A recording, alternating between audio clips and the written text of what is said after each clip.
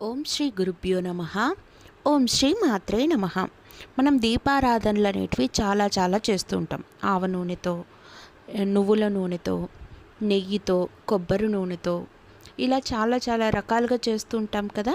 ఇప్పుడు నేతి దీపాలు ఎందుకు వెలిగించాలో తెలుసుకుందామా? వాటి అర్థం: చీకటిని అజ్ఞానానికి, దారిద్ర్యానికి, నిరాశకి చిహ్నంగా భావిస్తారు.